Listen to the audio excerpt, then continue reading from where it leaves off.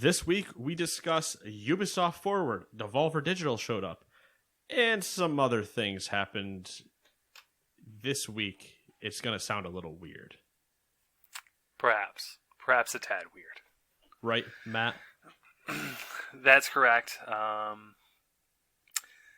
Unfortunately, I've been exposed to the pandemic, so I am quarantined for 14 days. So I'm not dying yet, unfortunately. So coming at you remotely for at least 2 times, unless Matt decides to make it longer. Yeah, hopefully it's just twice. For our sake and yours. Yeah. But anyways, this is the Gamers 2 podcast for July 17th, 2020. Your weekly roundup of news and commentary related to the video game industry and anything else that may pique our interest.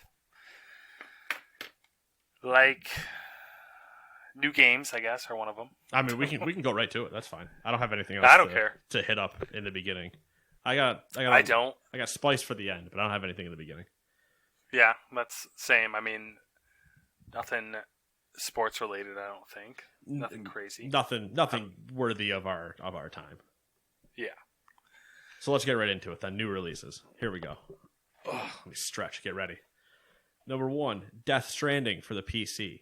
Number 2, Halo 3, the Master Chief Collection. So Halo 3 made its way to the Master Chief Collection, blah, blah, blah, on PC.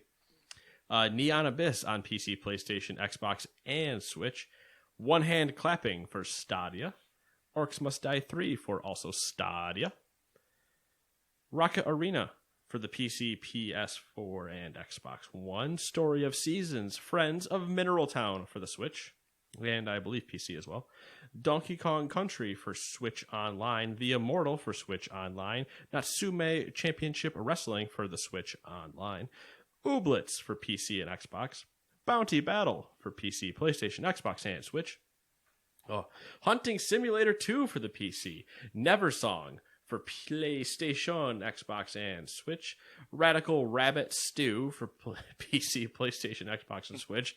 There's so many, I'm losing my mind. Super Hot Mind Control Delete for PC, PlayStation, and Xbox. Drake Hollow for PC and Xbox. Ghost of Tsushima for PlayStation. And Paper Mario The Origami King for Switch. Did not realize Paper Mario came out. Yeah, same day as Ghost. Ooh. So, if you don't have a PlayStation but have a Switch, you still got something to play. And as Lots far of as games this week. Yeah, I think I have 17 on there, 18. There are quite a few. I mean, some of them we knew. The Rocket Arena was announced during that EA event. That was the one that we were both uninspired by. Yeah, I remember. Halo 3 we talked about. Death Stranding we knew was on its way. The Stadia event we'll talk to later, but that brought out the Orcs Must Die 3. And then I didn't even realize I had included them, but like the Donkey Kong Immortal and Natsume Championship Wrestling are Switch Online games, meaning that they're part of that emulator offer that they have on there where if you have Switch Online, you can go download like emulators for the NES and SNES and whatever, and they have a selection of games in there that they usually rotate through, and those ones made it into the SNES one, I believe. Okay. And then Super Hot, Mind Control Delete. I don't know what the deal is with that. I saw it pop up in the news earlier in the week, but Mind Control Delete is free if you owned the first one prior to a certain date. I think it's prior to this one's release, but it might have been like a couple days before. Nice.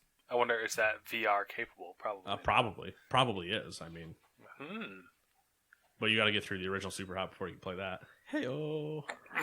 That's true. Bang bang, take that. That game's so much fun. That is true. That game's so good though. It's like it's not even a punishment to be like, oh, you have to get through it. It's like, no, I have to play Super Hot in VR. Oh no. The horror. Yeah. However, will I survive? All right. So should odds or evens? I'll do odds because the first story is a favorite of yours. Holy shit! He made a choice, people. I want it to be known. Matt has made a choice, and did not defer to me. I probably would have chosen evens, though, for the same reason. So kicking it off, Ubisoft's pirate adventure game Skull and Bones has reportedly undergone a major internal reboot after multiple delays and the departure of its original creative director.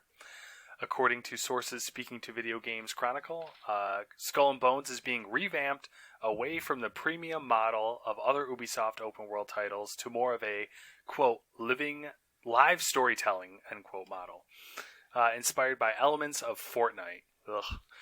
Previously, the title was grounded in a single-player campaign with the ability to team up alongside 4 other players to participate in PvP naval battles. Under its new direction, the game will focus more heavily on collaboration and will have a persistent world with quests, characters, and storylines that will change over time based on what the collective player base is doing, rather than a story focused around an individual. I want to know your thoughts so bad. Well, because I don't know. It's not good. I am far more leery of it now, and it could just be because they reference the Fortnite thing. Yeah, I don't know when they say inspired by Fortnite. Like, what part is inspired? What do you mean? Like the idea that there's just a lot of people? I think it's the idea of like how Fortnite has their seasons that are like trying to tell a vague story. And they're like filling in lore, and then they have like those community events. Right, but then why not just reference Sea of Thieves, which is clearly the game they're making? They're making Ubisoft like, Sea of Thieves. Yes. Which, in a certain sense, like, I get it, because like Skull and Bones before, the way it was basically, let's make a slightly more intense version of Black Flags. No. Let's make only sailing from Black Flag into a game. Yeah. So like the appeal there isn't because didn't they say universal. Like, you can't get off your boat? Yeah, it's like you're a boat. Yeah. You're a boat. You're Bodie McBoatface. Exactly. Go on your missions. So I get the idea. I get the. I mean, I like the description of the game, like the way that this is written. But then I'm just like, okay, so it's Ubisoft Sea of Thieves, because I'm pretty sure they do everything that this is already listed. Yeah, I mean, that's what Sea of Thieves is, basically. Which I think, I don't know, maybe their way to like win it is to not do the exact Sea of Thieves model, which was released with not much, and then, the old No Man's Sky trick, release with not much and improve on it down the line, hoping that people stay with it. Where this maybe releases everything just at once and then makes small improvements instead of the other way around type of thing. Like the funnels going from the big end to the small end versus the small end to the big end. Yeah. I just hope it's not like a 100% reboot. I hope it's like, let's use what we've made. Because if they're rebooting it and starting fresh, then it's going to be forever.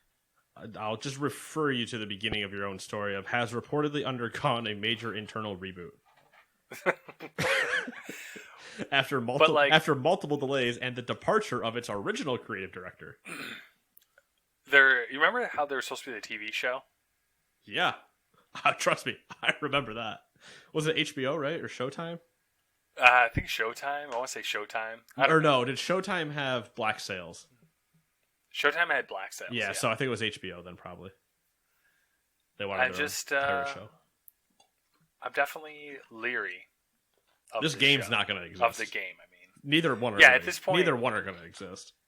I feel like at this point, they should consider cancellation. At this point, the only thing I'm scared about is the next Assassin's Creed, and I don't mean Vikings. I mean the one after it. Yeah. Ubisoft's in some interesting places right now. For when they come back and they go, "Hey, we know all those assets you guys aren't using, so we're just going to put them in an Assassin's Creed game." Sorry, because they haven't gotten this right in the last. What's this been? 3 years or more for Skull and Bones since they announced this. Yeah. Oh, I don't. 4. It's got to be like close to 4. Was it during the For Honor thing? Because that's even longer. Either way, so when they did that was on the Xbox One and PS4. Like, you guys now need to redevelop for an entirely new console generation, or die. It was announced in 2017. Okay, E3 2017. So 3 years. 3 years at which I doubt they probably had the PS5s and Xbox Series X's. Yeah, for sure. So now you're needing to build for those, which probably lends itself better to an open world game than the current gen does. I would assume. At least that would be the theory, right? You have more resources thrown into this open world to actually create these player bases and these AI. And depending on what the community is doing at any given moment, we'll spin it around the world and wee. And I'm like, okay, all right, whatever. I'm just concerned that it's going to turn into Fortnite with boats because, boats I don't start think flossing. I can't imagine Ubisoft's current aesthetic and engine design and stuff like that. Well, I guess it'd be like the Division, essentially. Can you imagine doing large community events simultaneously with the Division? I think that would be probably pretty cool, actually. It would be cool, but I feel like it'd break. Oh, it would 100% break. It would do nothing but break if you had everybody try to just launch one of their abilities at the same time. The whole thing would be garbage. It would crash immediately. But it would be cool. Yeah, the Division would be the one that makes a lot of sense, but it's just it's... if they're incorporating the idea of when they say the community, do they mean everybody's in one server, or is it, it's a multiple server thing where you join up your friends and then you're on that server with them, even though they don't necessarily declare that you're on a certain server. They have that instanced moment where you're kind of, you could be sailing next to somebody and be sailing next to and that person say that I am standing there, but you don't see them until you actually join parties, and then they phase into your joined world or whatever. I have no idea. I mean, how does Fortnite do it? They seem to have a cap as far as Fortnite just people that could be in. Yeah, it's just your island. It's just the same. Even when they do those events, it's everybody drops into a match. So it's 100. It's the 100 people, and it's just everybody drops into a match at that time. So there's probably, I don't know how many matches happening, but it's still the 100 people cap of that are on that island.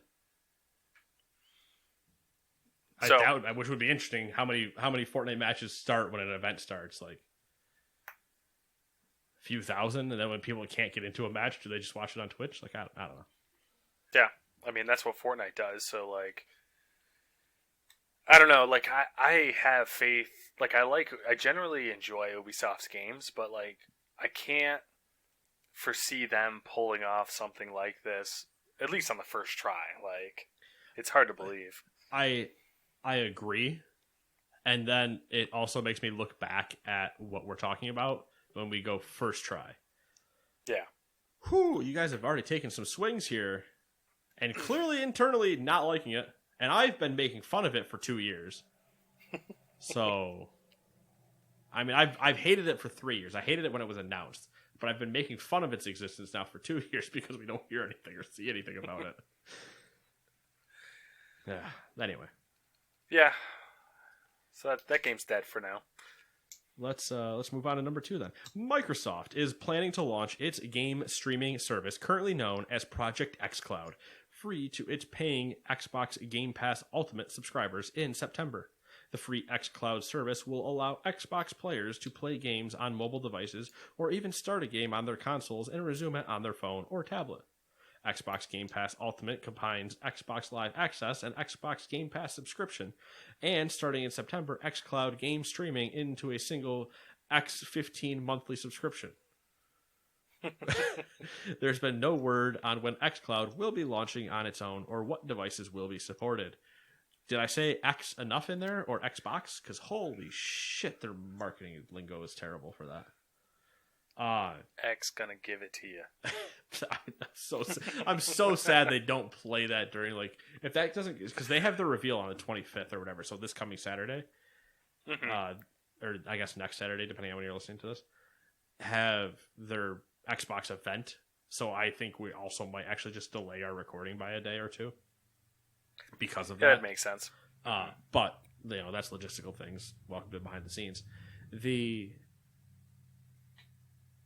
need to come out and just it's going to be a recorded video and not have this, but if they had E3 and Phil Spencer just walks out with a giant X on his chest, X going to give it to you, that's all they need to do, and they would win E3 because it would just be the greatest moment and everybody would laugh. Be good. It would be fantastic.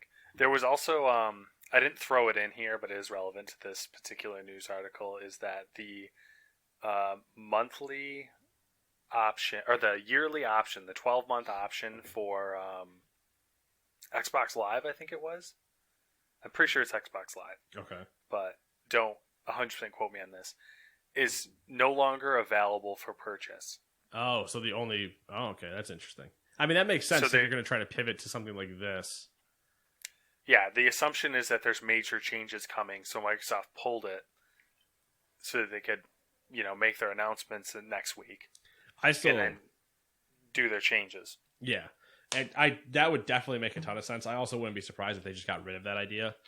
And they're like, hey, now if you want to get that, you can do the Xbox Live, like just do the Game Pass Ultimate thing. Mm-hmm. Where they're like, you're going to get both features. That's not a bad thing. And some people will be like, oh, I only want to pay for that. Like, well, you can do it in smaller doses, but we're not going to let you do it for 12 months anymore or something like that. But yeah. The feature thing definitely makes sense too. I mean, realistically, Game Pass Ultimate, which is, Xbox Live, Game Pass, and now xCloud all in one service, and if they keep it at $15 a month, right, that's a crazy good deal. Yeah, it's the best service deal that there is, period. It's not even close. The other, to split my eggs from the one basket I put them in a couple weeks ago, I'm gonna put them in two baskets now. With the Xbox event on the horizon, I feel it's time I should hedge my bets a little. Lockhart. I initially deemed Lockhart. Did we talk about Lockhart later? No, we don't. I don't think we do. Okay, good. I saw paused myself because I saw another Microsoft story and I was skimming through it real quick to make sure I'm not about to talk ahead of myself, but I do it anyway all the time. Oh, yeah, that's what I forgot to do. I'd meant to move all the stories to be near each other. And I know. I like that we started off with the Ubisoft story just so I could shit on it, and we're going to cover back to Ubisoft forward at the end. So, the Lockhart. I said it was probably... The profile was so slimmed down that, to me, it screamed that that's how they were going to emulate, like, 360 titles and older, the original Xbox, stuff like that. Mm-hmm. So that's my one basket. Okay. The other basket I would like to take some eggs from and put in that. The other basket is titled Lockhart is the xCloud device that they haven't told you about yet. Meaning, yes, it's technically an all-digital version of the Xbox Series X, except it's all the stuff they have tested that they need to run just from your home. So similar how like Stadia would send you the controller or whatever, and like I think the Chromecast. Lockhart is the device that they're like, we are putting some rendering and some stuff on this device that is being streamed from xCloud. So we're giving you a much smaller but much more substantial device than like a Google Chromecast to make the dual connection for what xCloud might be and this. I like that theory. I like that theory too. I mean, I like both, to be honest, because both to me make sense. But it would definitely be interesting with your event coming up, because I still don't. Those specs on an all digital thing don't make sense, because your all digital thing would just need to be the same as the original without a disk drive. Yeah. Mm-hmm. Yeah, I mean. So if did you see the other news article that is Microsoft related? Did you see what it was or not? Microsoft Flight Simulator? Well, not that one. No, the one after that about the consoles. Yeah, that's the one I was skimming through to make sure that I wasn't speaking out of myself. All right, we'll have to circle back to this theory to see if that changes. We'll circle back to it there, and then we'll talk about Xbox Live again 2 stories after that. Don't worry about it. We literally go like every 3 stories is Microsoft. Keeping people on their toes here. Oh, I fucking love the way that we edit ourselves so fast. And the best part is you can change a dock all around. I can't. I won't get the update. That's true. I'll start. You know what? Just change it on your end, and I'll start guessing it where we are. I'll throw a dart at my tablet and figure it out. But yeah, I mean that the service going free to its Game Pass Ultimate subscribers in September is big, and also that that's going to show up in the 25th event. Oh yeah, for sure. Like if that's not their biggest announcement, period. It's kind of weird because I did see a story earlier from Phil Spencer, basically where he said he was telling journalists or something that like this upcoming event, he was like, how did they put it? He was like tempering their expectations because he's like this event coming up is strictly games, no hardware, no like whatever, just games. So I'm wondering like if that's true or not, or what, like what the case is there. Yeah. It's the old, I mean, it would also be smart for him just to do that and get out ahead of everything. After how bad their last one went, when they were touting what was the tagline for that last terrible event they did? We'll change the future of gaming. We'll change gaming as we know it. I don't remember it was a very presumptuous, pompous title that they were putting on. That like 5-game thing that crashed and burned and didn't look good at all. Yeah. And it's like you should get out right now and just be like, we're not discussing certain things. Let's bring the expectations way down. Let's everybody relax, because all of you are now running around screaming price points and blah blah. Just like that. No. Shh. Here's a game. Now shut up. Here's Halo Infinite. Here's the new Fable. Here's Forza. Here's Hellblade 2. Let's just everybody relax. Here's Psychonauts 2. You forgot about that one, didn't you? We'll have to remember that and see if they come out in that order. No, there's no way they do not open that show with Halo. You never know. I think that would be a terrible move. I think you need to close the show with Halo. Open it with Hellblade or Forza or whatever, and then open it with Fable, because nobody knows what's going on with that. That would be fine, but you have to close with Halo. Yeah, but no one cares about Halo anymore. Right, but if Halo bombs, if your reveal is that it's not good, like to the consumer's eye, nobody gives a shit about the rest of the show. True. If they put out their supposed best foot forward and it's Halo, and everybody goes, "What the hell is this?" Nobody watches the rest of the show. So just, even if you think it's amazing, just put it at the end. Because then you either close on a bang or a disappointment. But people can go, but remember all those things we saw before that? Just put it at the end. There you go. Nate's recommendations for Microsoft. I tell you, I can do the whole corporation thing. Just put me in a boardroom where I get to be the guy from the meme that gets thrown out the window. Please know what meme I'm talking about. It's a favorite recently. It's pretty good. Makes a suggestion, and then they're like, "What? No, get out. See you later." All right. Sony is ordering at least 50% more PlayStation 5 consoles than it had originally planned to ship this year, according to reports in the Japanese press. While the company was expecting to produce around 6 million consoles in 2020, Nikkei says that the figure is now at about 9 million, while Bloomberg says it could reach 10 million. Both publications attribute the increased production to a higher demand for at-home entertainment in the wake of the pandemic. For reference, the PS4 sold 4.2 million consoles by the end of December, following its launch in November of 2013. Which, all those numbers to me are hysterical. So, its launch of the PS4 sold, what was it, 4.2? Yes, 4.2. Yeah, I set my tablet down like an idiot as I was trying to reference it. 4.2. I was drinking water when you asked that, so I was like, oh god. we sabotaged ourselves. So they sold at 4.2. Yes. Reports were that their next generation, the upcoming one, was already going to be making 6. which is 1.8 million more than the amount that sold, not even the amount that was made, the amount that sold from launch to end of December. Yeah, which, if we remember correctly, everyone was saying that was them being conservative, which I thought was kind of funny.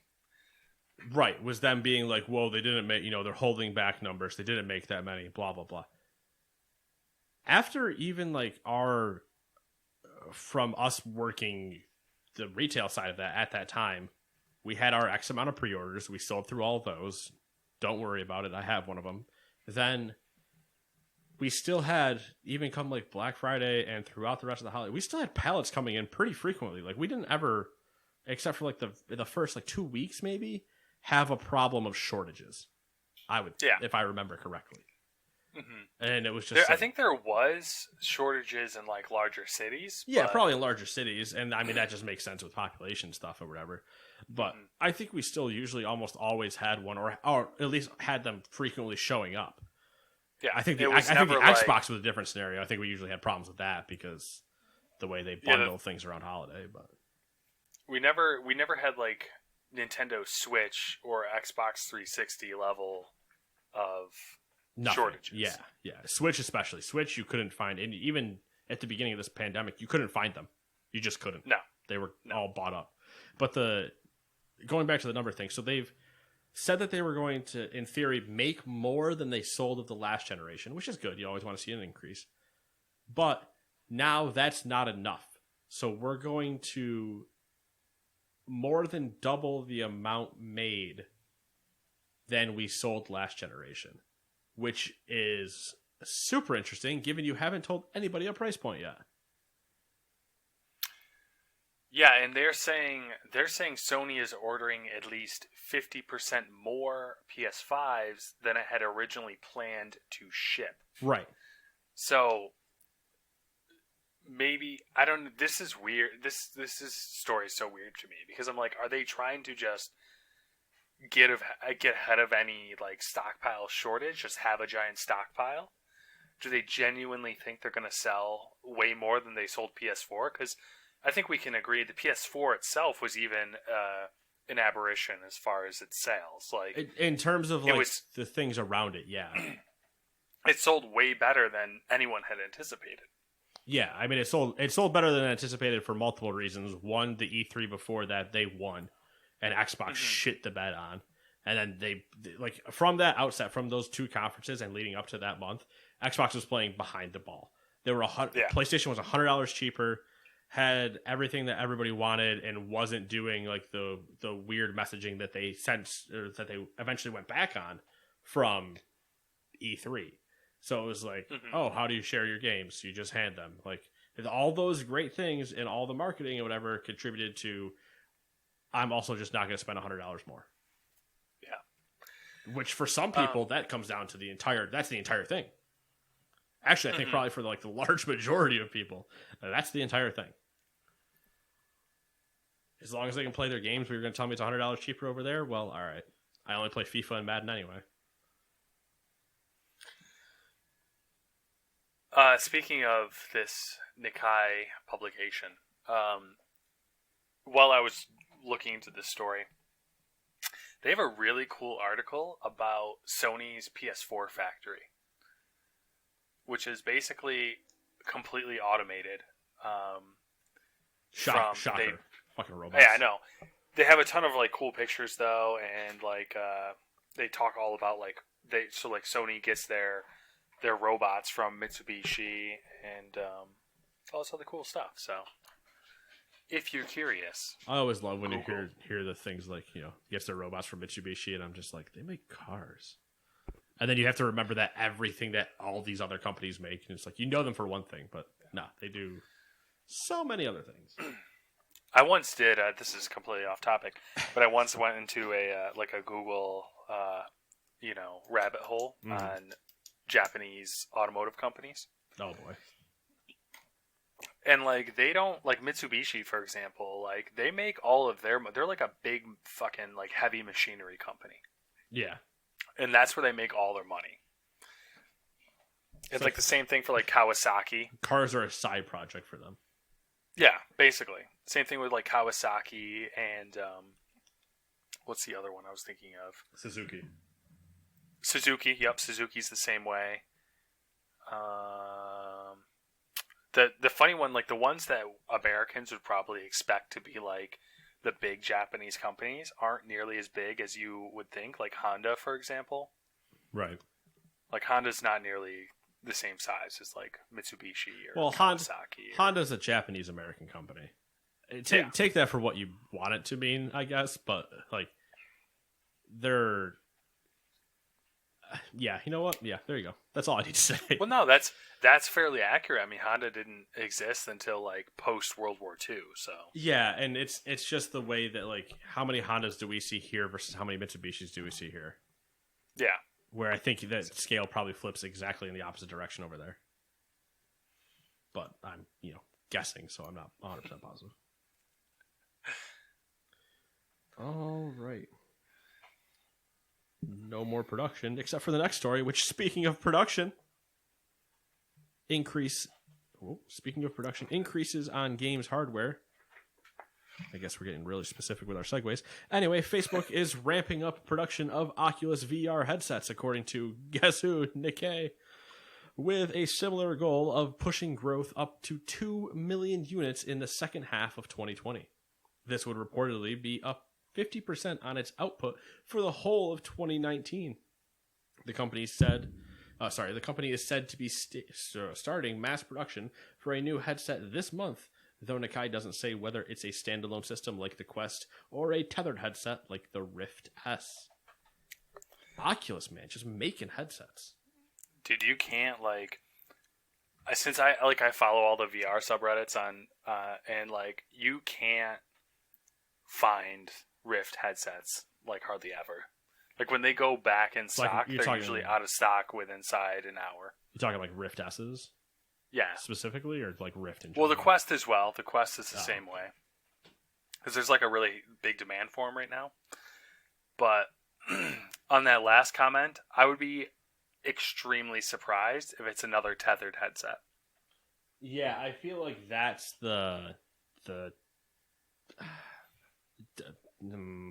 that's the old model. You know what I mean? That's not that new.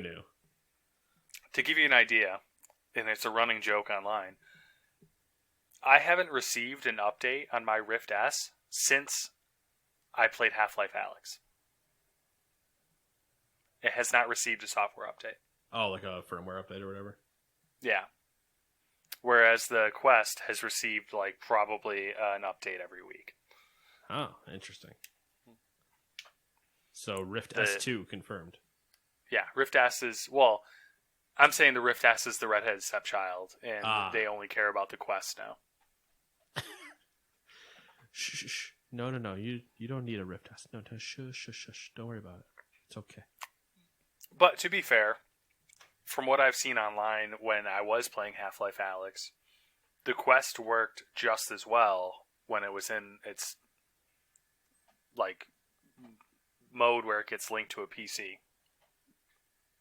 In its non-tethered mode, you're saying? Or in its tethered mode? Both. Like okay. It worked okay in the tethered mode, and then there was a third-party app that you could hook it to a PC untethered, like wirelessly. Oh, okay. And it worked really well as well. So screw it then. 2020. Yeah. Cut the tether. Cut the cord. Yeah. Again. Let's bring that back. Keep cutting cords. Electric Boogaloo. Cut the cord too. Electric Boogaloo. Why'd the lights go out? Speaking of more useless information, Microsoft this Flight podcast Simulator brought to you by Microsoft Flight Simulator will launch on August 18th for PC. Microsoft is launching 3 different versions of the Microsoft Flight Simulator, with the standard edition priced at $60 with 20 planes and 30 airports, and the deluxe edition will be priced at $90 and include 5 additional planes and 5 additional airports.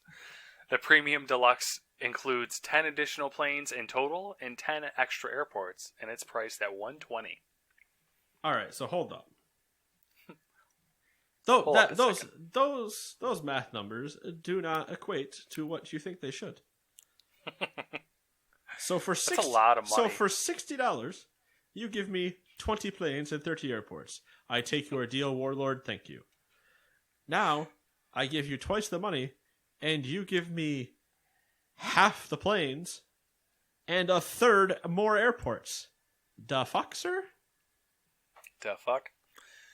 I feel like I have negotiated a bad deal. Worst deal in history. The people... the negotiator. Microsoft's not stupid. The people who buy Flight Simulator are like the most hardcore people ever. Yeah, they're the people that have a cockpit in their fucking living room. They're the ones that are going to see 100, actually look up and flick all 100 switches before they take off. They're going to see $120 and be like, "Oh, that's a good deal." Yeah, their wife is the tower in the kitchen. He's like, "Am I clear to take off?" And she's like, "Fuck you. I hate this game. I want a divorce." I'm clear to take off then. Thank you. It's what just a game. I've seen some people play it, and it has no interest to me. Not the new one. I've seen old ones, but it's such just like a wild thing to me. Especially because the 120, there's got to be more to it than $120 gets me 10 extra planes in airports. There has got to be something more in there. I don't know. I don't think so. Is there a season pass? And I think some of the big airports are behind that paywall. Like some of the really big airports, the your ones JFK, the international LAX, yeah. You're not just gonna be flying out of St. Paul, Minnesota. Nothing against St. Paul, beautiful place, but you're not the always under construction LAX. Someone will have to. Maybe I'll watch someone stream it on Twitch. Yeah, but I want to find the guy that has the cockpit. Oh yeah, for sure. I'm not watching somebody play this with a controller or a keyboard mouse. That's just not. I need a flight stick and a lot of other buttons. I feel like there's no one who's going to play this game with a controller. At the bare minimum, you have to at least have a joystick. There's somebody that's going to, but they're heathens and should be burned in fire because they're wrong. That's fair. Somebody's going to say, well, what about driving games with a steering wheel? If I could afford the rig I wanted to, yes, I'd agree. I would have never played them again with a controller. I'd sit in my $3,000 Thrustmaster chair that shook every time I drove down the rumble strip in Formula One. All right? That would be fantastic. I'm gonna have to leave the VR headset at your house for a week at some point, a week or two, a couple weeks, month. I don't know. Doesn't matter. At this point, who cares? They all blend together. Because you put the thing on, and once you pop it into that helmet mode, you're like, oh, I get it. Yeah, but I feel like I need a steering wheel at that point because otherwise, I don't know if a controller will fuck with my motion sickness. It is really weird, not on a motion sickness level, but just the. But you're there. It just doesn't feel right. You know what I mean? I definitely would be. It would definitely be interesting for us to do that again of that, and then just try to find. God, if we could find a steering wheel and gas pedal set that wasn't going to rake us over the coals that we were happy with, and actually just be like, all right, I'm going to go put out some heat laps on so and so in Project Cars, and then just give you give you the headset. We could fight each other in time trials. We could do a genuine endurance race. We could do a 24 hours of Le Mans. Yeah, do an actual 24 hours. I got 12. You got 12. Exactly. We could be switching stints. You get 6 hours. I get 6 hours. You get 6 hours. Switch stints, but have the water bottles with the long straws on them, so you just put it up to the person's face, and you're like, "Don't worry, keeping you hydrated. We're good. Here's a slice of pizza. Eat that. All right, let's keep going." Because you can. I looked at it, and I'm pretty sure. So when you go to the Le Mans track in Project Cars 2, I'm pretty sure the length of the race is adjustable to 24 hours. Yeah. Oh, it definitely is. So you can sit there for 24 hours and race Le Mans. I wonder if anyone's actually done that. Oh, God, I hope not. Somebody I think has, but I almost hope that somebody didn't do it just because of that would feel so. That's got to be. It's gotta be terrible. Like if you do it without pausing, and you're not if you're not actually racing Le Mans, but you're doing it in the game. Like I don't know. I think if we did it, I would probably say like 8-hour stints for each of us. That'd be difficult. Terrible. Oh yeah. Even then, even if we did 2 hours, do 1 hour racing in that you'd be sweating your balls off. Oh, there's Milo. Hi, Milo. But yeah, one hour. Even if we did it that, we're like it's a 2 hour race. I got the first hour, you got the second hour. I don't remember what's a lap time at Le Mans. Oh, I don't even know. Is it? It's over 10 minutes, right? Except for like the super cars, which do it stupidly fast. But either way, yeah, like the prototype cars. So maybe you get like 10 laps in or something in 10 hours, in 1 hour. That track is still super long.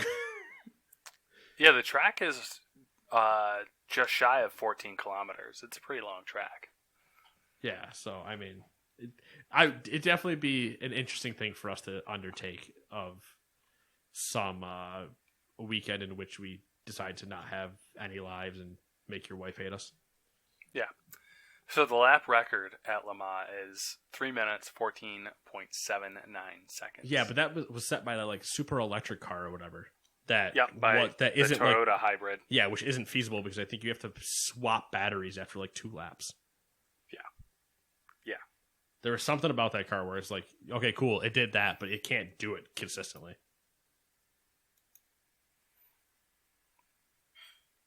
All right. Let's move to what? Back on topic. Yeah. Well, I mean, as on topic as we get.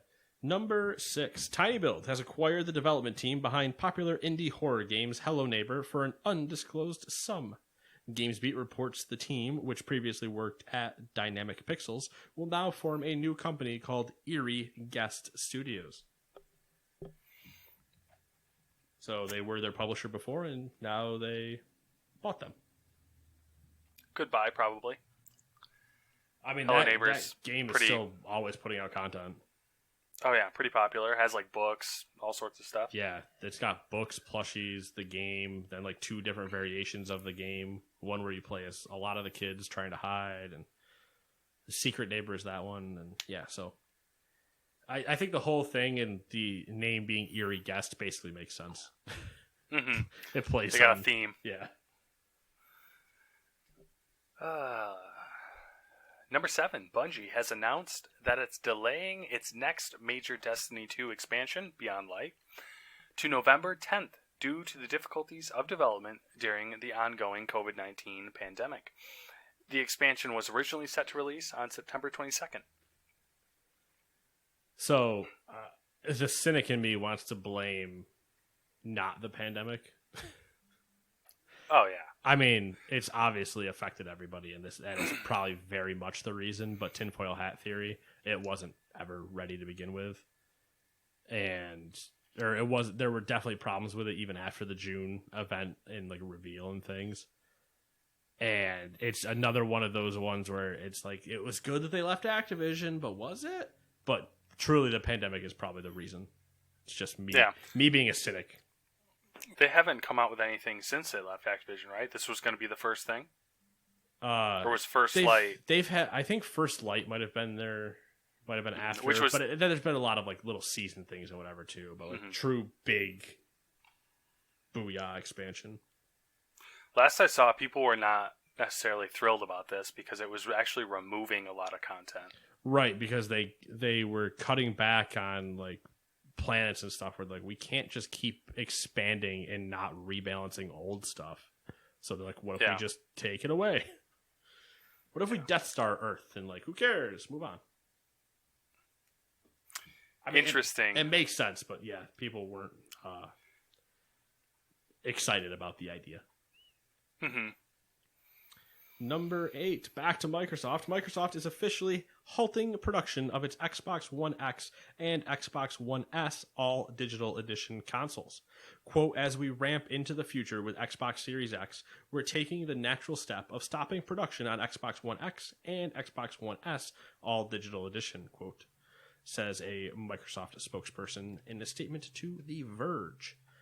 Xbox One S will continue to be manufactured and sold globally. So just the digital. Yep, just the digital and just the One X. Does that change your theory at all, or does it still remain the same? No, that almost concrete, I think, helps my theory. I would agree. They're getting rid of all the other digital stuff. They can still make the physical one because they don't care. They're getting rid of all the other digital stuff so they can make your one new digital product and move forward with that and not have the confusion around the idea of what a digital product is from them anymore. Yeah. And the One X was like too close to the Series X. Yeah, that was just going to be a naming nightmare. Yeah. And the One S is now, doing what it was doing prior, which is being like the entry level console, I guess. Yeah. Outside of like the digital version. And it's just the all right. Yeah, it's just the all digital stuff. So it doesn't change my theory at all for me. Oh, my eye is bugging out. Number 9. Electronic Arts has decided to pull all references to the Washington Redskins name and logo from its upcoming Madden NFL 21 game releasing next month. The move follows the landmark decision from team leadership earlier this week to change the Redskins name and overhaul its brand in response to years of protests and criticism from activists and corporate sponsors over its racial history. The news of EA's plans to update Madden for August 25th release was first reported by Kotaku on Friday. That was my story where I fucked up a ton. Yeah, that was the one. It's an interesting thing, but it also was just like, yeah, no shit. It doesn't surprise me because the team has come out and said like we're going to change our name or whatever, and EA is like, well, we can't just run with what you aren't called anymore, so we'll wait for you to tell us. Like, yeah, well, there's nothing else they can do. That was going to be my question: was have they decided on a name yet or a branding? No. They I don't know, this Monday or the Monday before or something had said that they were going to be starting to look at it, but that they would have a new thing soon or something. You think they would have been working on this already? Oh, you would think so, but there's also quotes from the owner and such. I think it's the owner that maybe it was last year or 2 years ago or something. The last time their name came up when people were like, "You need to change your name," they doubled down and like, "We're not changing the name. It's part of our blah blah blah." And they were like, "We will never." I can't remember if the quote said something along the lines of like, "Mark my words, this team will never change its name." And now here we are. Yeah, so they were like really resistant to it. Yeah, so you have a tone deaf person who doesn't give a shit, and then you have move forward to this, and they're like, "Okay, you know what? Maybe we should." But this story, just from the EA perspective, I think is just hysterical. Hey, so currently we are going to have a team with no name in the game. What? Well, they don't have a name. They're just going to call it Washington, and that's it. I mean, until if they don't have something by August 25th, but I think they'll also kind of have to because in theory, the NFL season should have started by then. Yeah. In theory. People keep forgetting that the NFL still hasn't started yet. Number 11. Google has, right? 11? No. 10. 10, sorry. Number 10.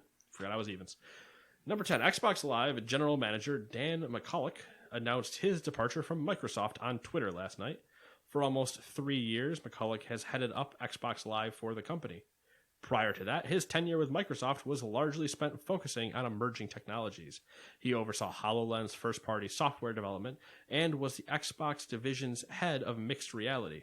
McCulloch revealed his next role the following day via Twitter, and he has joined Electronic Arts as studio general manager for the team behind Skate, the revived skateboarding IP.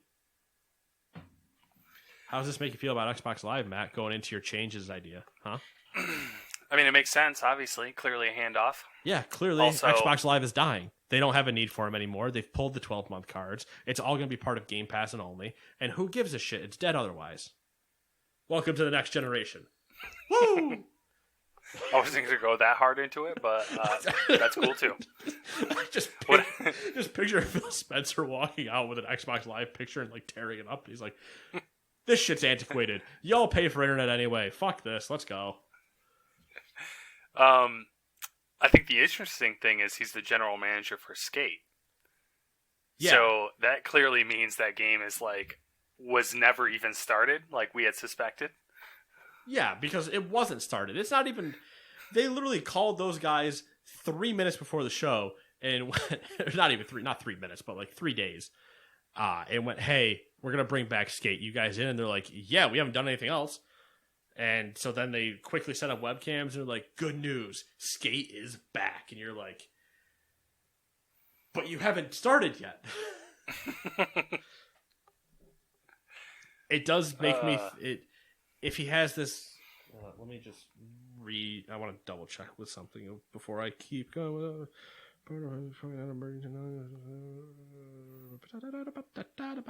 Okay, so head of Xbox Live, GM, cool, whatever. Largely spent focusing on emerging technologies and stuff like that. So I'm just hoping we still just get Skate 4. Not mobile Skate, not Tony Hawk's Ride where they send you the skateboard. Like, no, just give me Skate. If they came out with, I kind of want them to come out with a mobile game because it would be like literally the worst decision they could make. I mean, it would be EA, right? And the backlash would be something that sounds so fun. Here's something that sounds so great on your phones, and everybody's just like the gamer tears would be salty and sweet, delicious. Oh yeah, I'd be pissed. I'd be it. I wouldn't be crying about it, but you'd have anger tears coming out of my head, just sweating anger. I mean, I can't speak. The idea of the online guy heading up Skate is kind of cool because maybe it's Skate 4, but with more, like before you could have some online stuff, but you usually had to like invite each other to a match and blah, blah, blah. If you gave me like a true online open world Skate, that would be interesting. That would be very interesting. I think that'd be really cool, especially with the whole idea as games, the whole games as a service thing, and makes sense. Where we've gone with customization for characters and stuff like that would fit very nicely into a Skate universe. All right, so I'm gonna reread an entire story. You guys try to figure out which one it is, and I'm gonna change words in it and hope that this works. All right, here we go. Electronic Arts' Skate adventure game, Skate, has reportedly undergone major internal reboot after multiple delays and departure of its original creative directors. Skate is being revamped away from the premium model of other Electronic Arts open world titles to more of a live storytelling model inspired by elements of Fortnite. Previously, the title was grounded in a single-player campaign with the ability to team up alongside other people to participate in a PvP skate battles. Under its new direction, the game will focus heavily on collaboration and will have persistent world with quests, characters, and storylines that will change over time based on what the collective player base is doing, rather than a story focused around an individual. You're welcome. I was going to say, largely based on Anthem. Oh God! No, that would be the other open world titles they're straying away from. Classic. But I mean if you rewrote that statement to be Skate, I'd be like, okay, yeah, I'm actually kind of excited for that. You're giving me this online, this open world, whatever. You give me, I don't know, LA, Santa Monica, whatever. Give me some city that has a lot of, or even if it's a completely fake city, who cares? But has a lot of these things in it that you go to, because even in the single player games or whatever, you still went to other characters and did quests kind of for them, and you were able to skate around the open world and go find those guys. So why not just have that same thing, and then the moment you trigger the quest, you get zoned into your instance of the quest and go on. I'd be so down for that idea of just skating around, man. Then having it's an EA game, so have all or a lot of the cosmetics be unlockable by like daily quests, or give me daily quests where it's like grind for 100 meters, do this sweet kickflip off, with a 30-foot drop or something like those. Give me daily missions to weekly missions, and then give me loot chests. I'm going to piss people off saying this. Give me loot chests afterwards that give me cosmetics of clothing, skate decks, trucks, wheels, like grip tape, shoes, hats, whatever. That give me those loot boxes after that for completing some daily missions that keep me coming back in to get sweet looking gear and stuff like that. It's definitely doable. This is like heresy, but I feel like Skate is one of the only franchises that I can imagine microtransactions and loot boxes like working in. Right, and not go ahead. And like, not being obnoxious if it was, priced fairly. It doesn't. Don't even put a price on it. I don't even want them to put a price on it. That's the problem that we would have, is that EA would be like, well, you can just buy 50 of them for $300, and then there you go, kid. Like, no. Don't put a price on it. Have it be attainable by in-game things. Either in-game currency, because you're usually going to be buying, like, you're going to have stores anyway that you can buy clothes at, I'm assuming. So you're going to be earning money along with experience for doing those missions anyway. But in this game that doesn't exist at all, that we're making up as we go, what I want to have happen is more similar to how if you logged into the Division and you went through and you cleared out, like, you did those challenges that day, those challenges progressed you towards getting a box for that day, and you open that box, and then like the daily boxes have lower chances at high end stuff, but the weekly chest that you could get has a higher floor than the daily chest. So you would be guaranteed, like after finishing a weekly quest or whatever, you'd be guaranteed getting a item of like a rare or higher, where the other chests might have uncommon, common, rare, and whatever. It's definitely doable, but don't put a real monetary value on it. Give it by in-game challenges, and then, if I want to say I buy all the clothes or all the skateboard accessories, everything from the shops that you already put in the game, give me a reason, like, depending on what your scale price is. Like, okay, so the most expensive thing in a shop is, say it's like $1 million because it's a gold crown, and then you get to be a gold robe too, so you're the Burger King skating around again. After I've saved up and whatever to buy that, I wouldn't have anything to spend money on unless you also had a vendor somewhere that sold me these chests with a chance at something in it. And you can have things locked away in chests that I can only get via chest, because that gives me a reason to buy that and keep me spending money. Not real money, mind you, fuckers, not real money.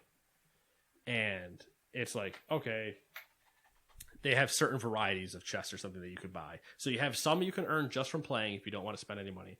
Then they have like two other ones where they have like a super premium chest and a middle tier chest. So you get the two that you earn, and then you can buy more of those versions or something. And then if you want to spend another like $1 million that you got your crown from, you spend another $1 million on a like guaranteed legendary quote rarity chest that has, I don't know, who knows, maybe 10 things in its loot table.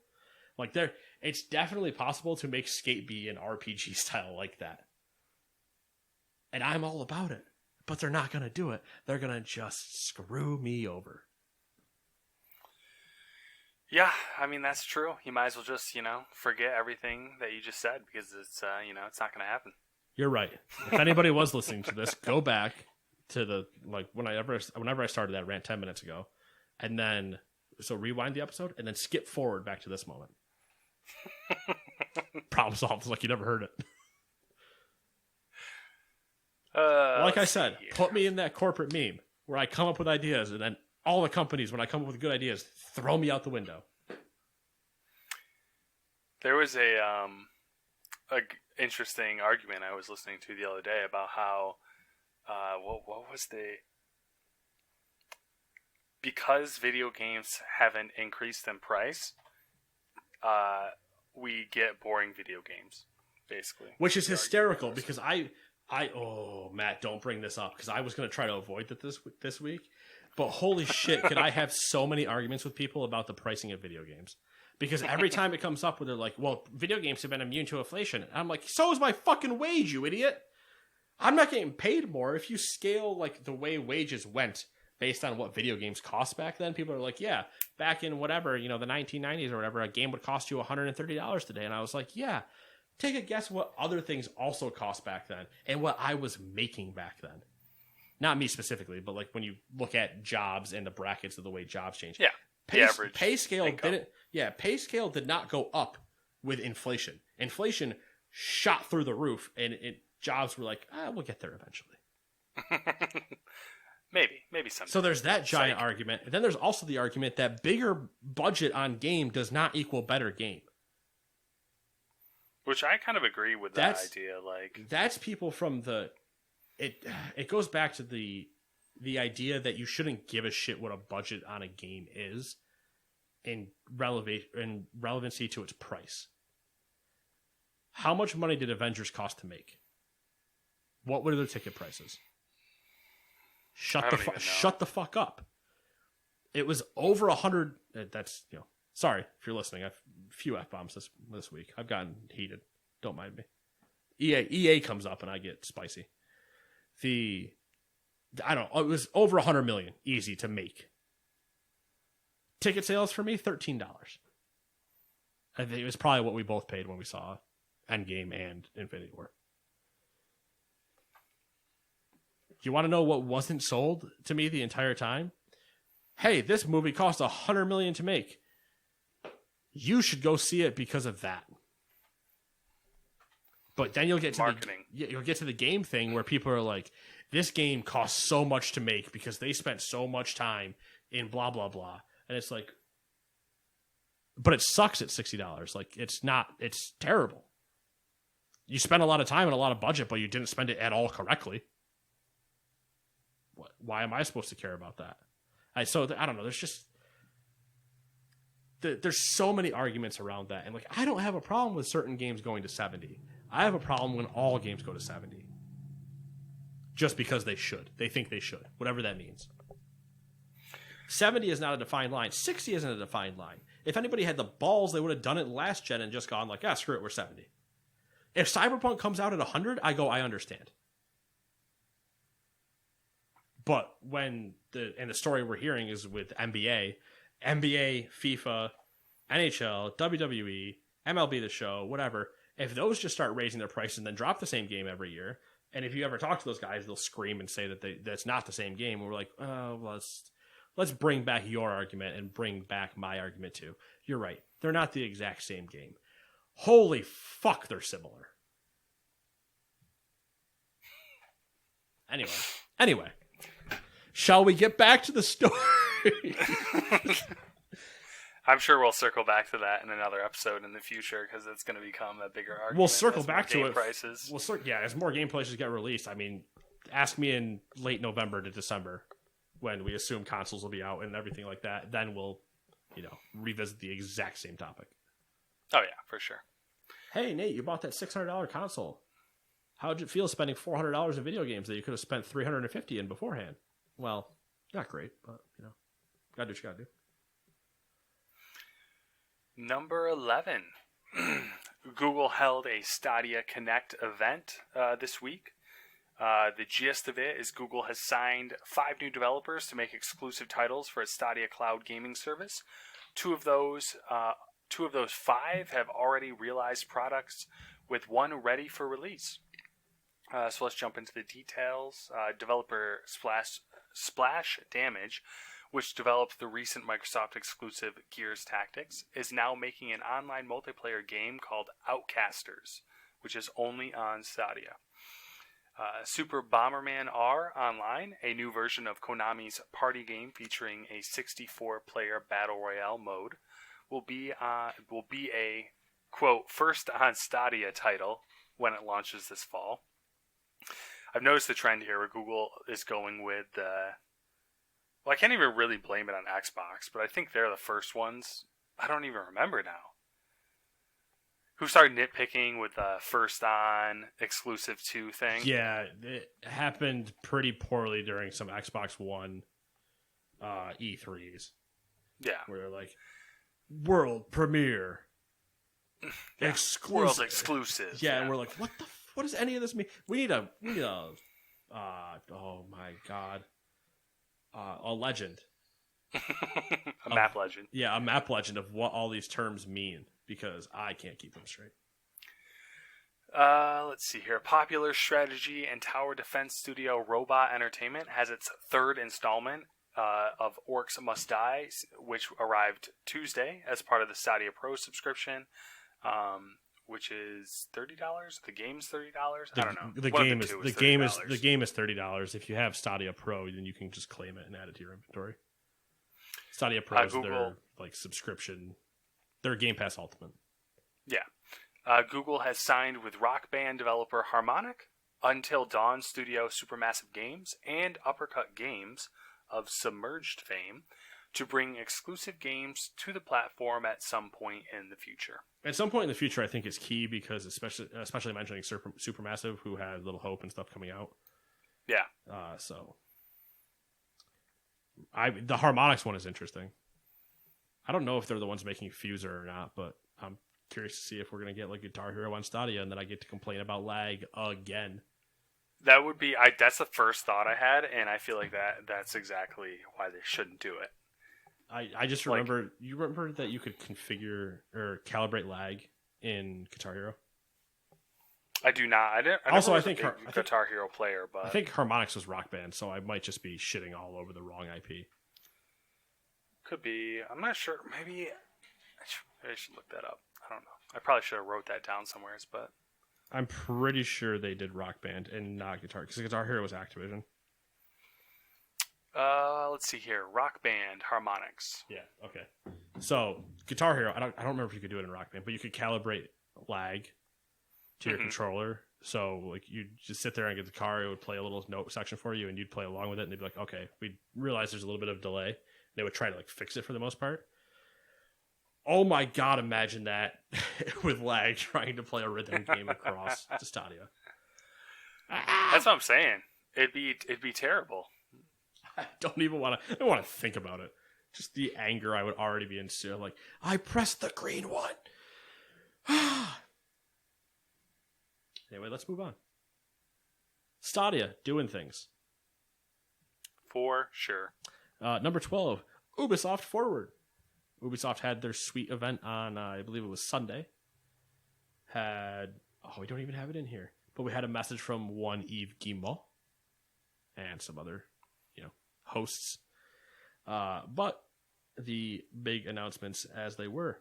Ubisoft officially announced Far Cry 6. Far Cry 6 takes place on the tropical island of Yara, and the role of the villain will be played by Giancarlo Esposito, who you might know as Gus Fring from Breaking Bad and Better Call Saul. Also, if you watch Mandalorian, I'm pretty sure he's the bad guy in that. Oh yeah, that's true. I forgot about that. Yeah. Ubisoft says Far Cry 6 will be available on February 18th, 2021 for PlayStation 5, PlayStation 4, PlayStation 4, Xbox Series X, Xbox One, PC, and Google's Stadia cloud gaming service. Ubisoft. Okay, so Far Cry 6. You see the trailer and stuff? We kind of stop. Yeah, I watched it. We kind of stop and go through these. He plays a good villain, so. Oh, for sure. It makes sense. Far Cry has a history of having great villains. Mm-hmm. For some reason, it had like more Far Cry 3 vibes to me than any of the other Far Cries. Like, I don't know. It could just be like the essence of his character, but it had the 3 in it, but I think it's also because the way that they kind of talked about tropical islanding a little bit. Where with 4, 4 we were locked in Japan or the Himalayas. Yeah, those are 2 very different areas, I'm aware, but the first thing I could think of was cherry blossoms, and then I lost myself. But you're locked in there, and it's like, okay, not really the the complete desperation that 3 kind of put you in a way of like you're locked on an island with a warlord. Yeah, and then 5, you were stuck in Montana with a religious cult who was dropping nukes. So, not really, once again, locked in an island with no way out. Where this one looks almost Far Cry 3 mixed with like Just Cause, kind of, to me a little. Yeah, I see what you're saying. Like the dictator toppling a regime type of thing. Yeah. I'm curious to see the whole, like, are we playing as the son or are we playing as a different character? I think we're playing as somebody completely different. So, I'm curious to see, like, if the son factors in at all. Like, if that's something we should be concerned about or not. I bet at the end it's a conversation of whether or not you kill him. That would be very Far Cry. Yeah, like he's like you basically end up kidnapping him or something in order to torture / turn Esposito's character. Like, where's my, he's the one thing he cares about type of thing. Okay. You took something I care about, now I'll take something you care about. Type of, who's really the bad guy story. Yeah. Ubisoft announced Assassin's Creed Valhalla will launch on November 17th for all the things I've already mentioned. Oh shit, wait, what? Ubisoft announced Assassin's Creed Valhalla will launch on November 17th for Xbox One, PlayStation 4, PC, and Stadia. And the company also shared a new gameplay trailer. Matt, you don't have the new gens listed there. I do not. Did they list them? I'm now scared that I am about to play Valhalla on not my PS5, so now I'm checking. Well, I don't think they specified those because we don't know the release dates for those yet. That's true. Though we did see the problem beforehand when I think wasn't it Valhalla before in the the Assassin's Creed video or the Xbox thing where they said they were releasing it in late October or something? Yep, they made the mistake once already, and I think they fixed the mistake. Okay, good. Because I was going to say like, we might have accidentally told you when the new consoles are coming out. Yeah, like, our bad, whoopsie.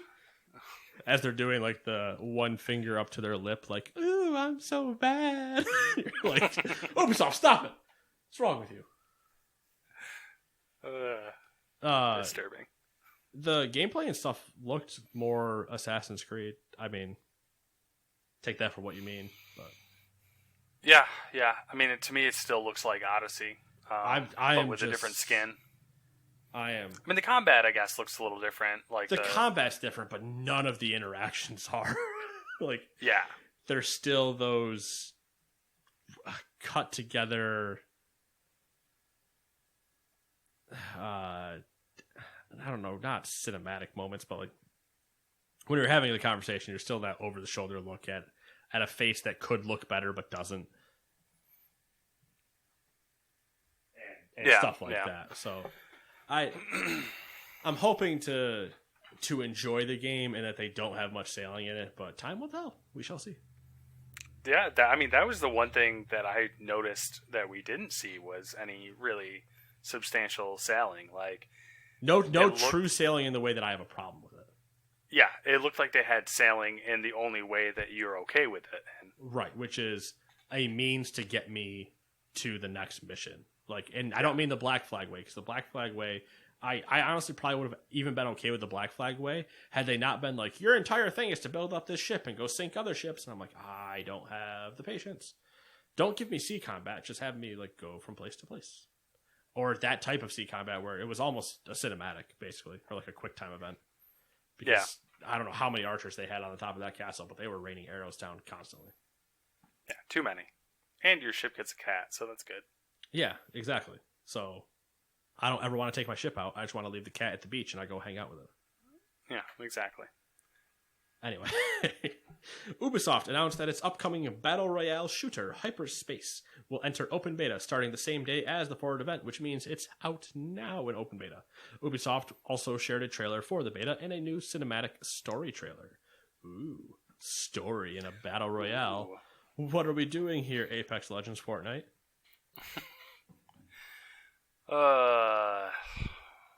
When is it ever going to be over with?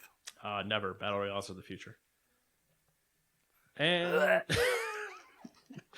and Ubisoft announced that Watch Dogs Legion will launch on October 29th on the old stuff plus a PC and Stadia, and shared some footage from the game in a new gameplay trailer.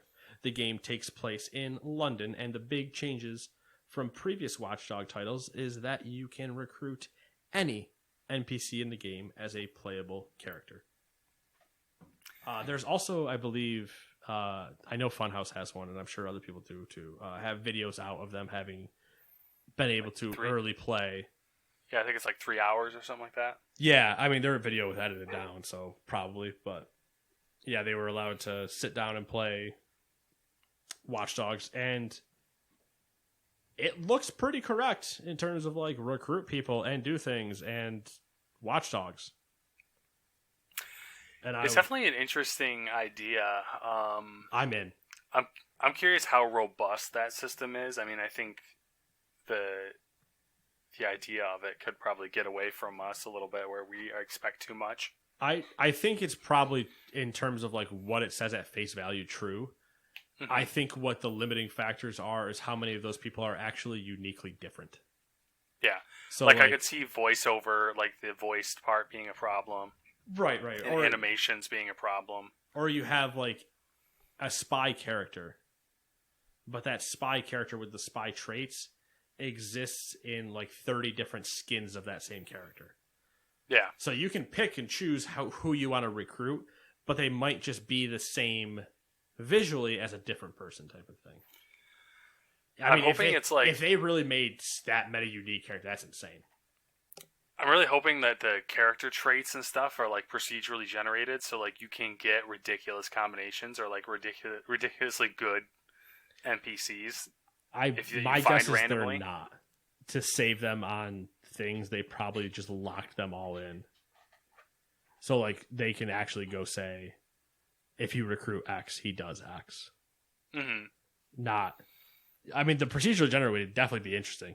And that would solve a lot of the like truly uniqueness things of you go grab anybody and they just automatically become something else. But I think the way that they've touted it, especially because they've kind of put certain personalities out there already with like the old woman, so you're thinking like man.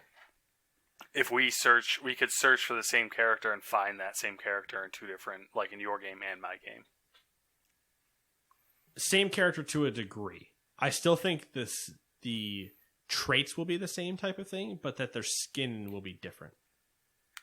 Like they will look visually different for you and me, but we'll be able to find that same person. Okay. Or I don't know. It's weird because I think it's just going to be that there's a large amount of skins for like there's 7 classes or something that we're just not finding out, and that there's X amount of skins per class, like 60 something different unique people that fit that description. Okay. Because like we shall see. They've already kind of touted it a little bit with, or not that part of it, but like when they're showing off the granny, and I think there was an old man at one point, but they touted Granny in like a couple trailers about her being part of DedSec or whatever. You're gonna have people furious if they couldn't find her. Oh yeah. So I feel like she is going to exist. Finding her might not be the easiest thing because she might not be in the same place. It might be randomly generated as far as where she is. Like you can't just be like, oh yeah, I'm going to go down over by Buckingham Palace and there she is. It might be like you have a random chance to find her at who knows wherever. Or there's other people that have her skill set, but might not look exactly like her. So I don't know. I'm intrigued. I'm excited for. I'm hoping it's more Watch Dogs, but with like the seriousness of 1. If that, I don't know. Did you play 2? I did not, but I grabbed it, so I might play it before this comes out. I was indifferent on it. I think I like 1 more than I like 2. But 1 does have that semi like emo-y story behind it, but it actually has a story where Marcus is just like, I don't give a shit. Woo! Yeah, I'm doing things. Yeah, and I'm just like, it's not that. There's nothing in it that makes me like him at all. Yeah. I mean, obviously the one everybody likes is the one with the mask, and I can't remember his name. So that shows you how much. Well, that's kind of the issue I could foresee with Legion, though, is because you can pick any NPC, really. Like, it's going to be hard to have, like, characters that you can really like and feel invested into unless the villain and the story outside of the characters is, like, really good. Yeah, but I think you still have a you. And I don't know if I'm correct in this part, but you still have a you. So you are still. I might be wrong. Like, there's still a main character. I'd have to go watch stuff again. Yeah, because I think there's still you create your person or whatever. Like, it's not. I don't think they have it tailored to, like, your name is Marcus, welcome to the world type of thing. But like, hey, tell us what your name is. Create yourself. Like, you have a creative character, I assume, and you get to make somebody, or you at least choose a palette based on, like, choose one of these characters, and they skim you through 300. And then they drop you in to bring you to the story of, hey, we're recruiting people into DedSec, go get whoever you want, type of thing. Because without that, I feel like it'd be super. Like, who are you talking to at any given point if you're an NPC, if you're a villain, or even if you're somebody else trying to show anything? Because that just seems so weird to me that there wouldn't be. If there was one person and then the whole recruitment option, that makes more sense. But if there's not that one person, how do you start the game? And then how does that person, or how does the person that you're interacting with that's usually, like, heading up DedSec or whatever, or, like, communicating with you in some way, how do they do it if you're not locked into one character?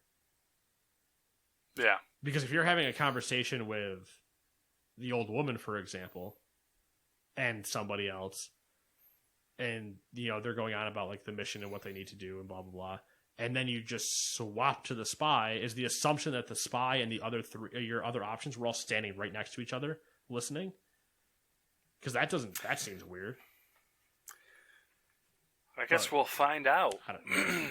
Wonder if there's going to be some weird, like, story, you know,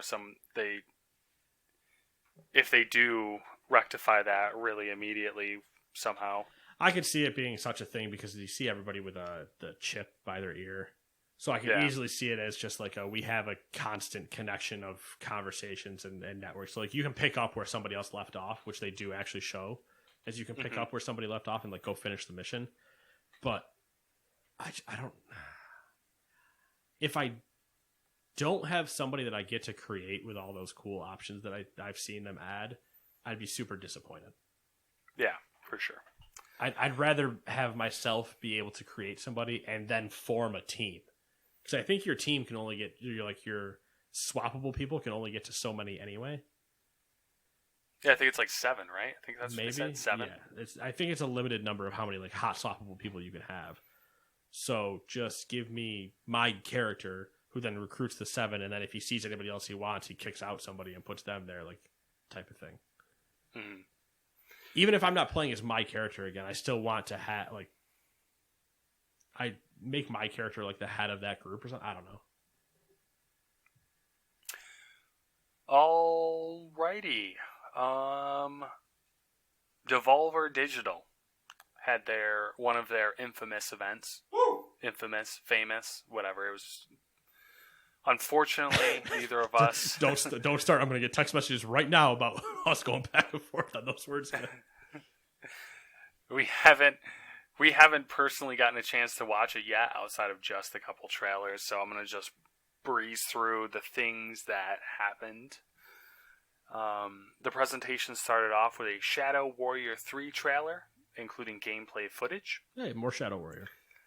Shuhei Yoshida revealed that the cartoonish and adorable Fall Guys Ultimate Knockout would come to the PlayStation 4 and Steam on August 4th. Makes sense with him now being the head of, Indie Studios or whatever.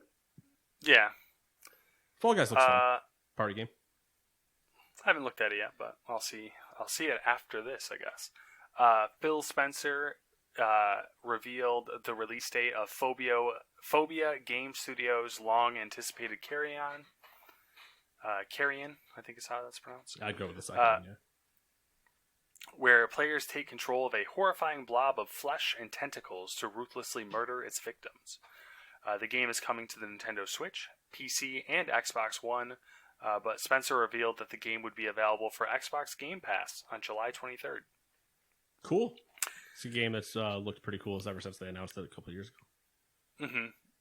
There was a gameplay and storyline trailer for Serious Sam 4. More Serious Sam. And in traditional fashion, Devolver gave us some outlandish things as well, like Devolverland Expo. Devolverland Expo is described as, quote, a first-person marketing simulator set within an abandoned convention center after the annual Devolver Digital Game Studio was mysteriously canceled, end quote. It went on to then announce that the game is free and available on Steam. Other games announced include, this is going to be a fun one. Oliha? Blightbound. I probably would. I'd probably put the J in there. Okay. Blightbound, Weird West, and Disc Room. Yeah. And that's it looks like that was it for Devolver Digital. Devolverland Expo is free on Steam. I think it takes, according to what I saw from some people, like 30 minutes, 40 minutes to run through, but it actually looks pretty cool. Yeah, it looks good. I love that Devolver's jokes are actually always good. Like, can you imagine if we made a giant arcade cabinet for Enter the Gungeon? Well, we did. And it's like, wait, that's actually amazing. What's wrong with you? Like, yeah, we made knockoffs of our own games. These are fun, though. It's just like, I love their satire spit in the industry, but still be a part of it. Yeah. Style. And then let's wrap up with number 14. An original copy of Super Mario Bros. Has sold at auction for $114,000, the most ever paid for a single video game. The sealed copy of Nintendo's platformer was sold by Heritage Auctions to an anonymous bidder. The item was graded a 9.4, indicating that it was in near pristine condition.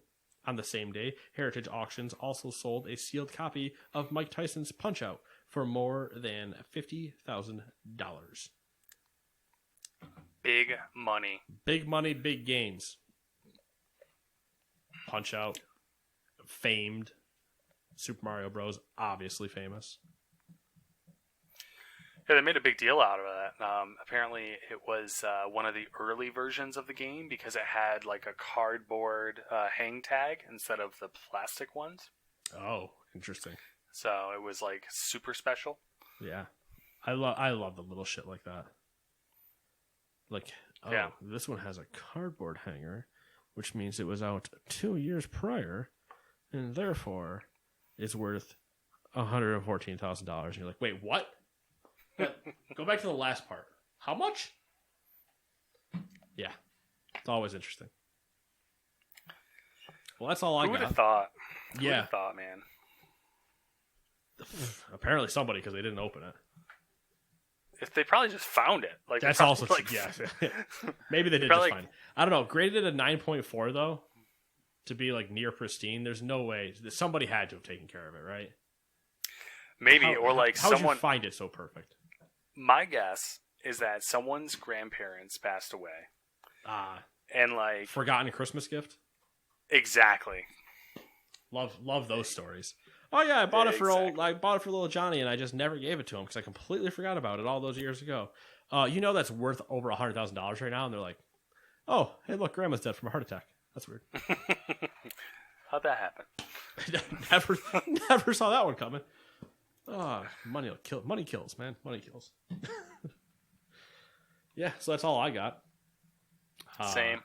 What have you been up to this glorious week? I mean, life events aside, I played a good chunk of The Last of Us Part 2. A little over halfway through, I think. Yep, little over halfway. Played a little Project Cars 2, wrestling with that a little bit, had controller issues. What else did I play? Played like a half hour of Ghost of Tsushima. Stab, slice. Yep, stab, slice. That's it. I think that's it. Yeah, I don't know. I mean, I'm looking forward to Ghost and finishing The Last of Us, obviously. Yeah, I mean, yeah, good things to look forward to. Yep. And then, like I said, in the middle of this podcast, I want to do Watch Dogs 2 before Legion comes out. And, yeah, I mean, it'll give you something to do. Yeah, that's about it. Oh, yeah, and Death Stranding as well. That's on my list on the PC. Oh, yeah.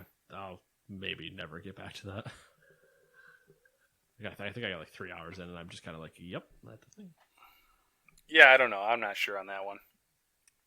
That's just like if I finish everything and have nothing else to do, then maybe I'll consider it. If I somehow play games and get things done. Yeah. Yeah, I feel you. I mean, it's been basically the same here. Played a little more SpongeBob, played some, switched over to the new circuit in Project Cars 2. Wow. And then I managed to finish The Last of Us 2. So that is done. Woo woo. And I have started Ghosts of Tsushima. So on to the samurai lifestyle. Samurai. Yeah, I'm looking forward to that one. Which, when you finish The Last of Us, we will have a conversation just about The Last of Us as a whole and the first to where I am now in Tsushima. Yeah, I definitely anticipate that I will consume Tsushima faster than I consume The Last of Us. Oh, so. Yeah, I 100% think that's true, too. I just mean, like, I have character questions that I want to, conversations that I want to have, that I can't really have with you until you finish Last of Us. Of just, like, character development questions. Okay. And just how some characters compare to other ones, and me being like, that's interesting. Different choice. That's all. Okie dokie. But once you finish it, I'll have that talk with you. That's all. The talk. Yeah. We're gonna have the talk. So there's a bird, there's a bee. Never understood that one at all. I don't think I ever got that talk, and if I do, I don't remember it. But I never understood the idea that it was a birds and a bees conversation. Just for an end of the podcast tangent. I mean, I think that's fair. I'm in the It doesn't make any sense.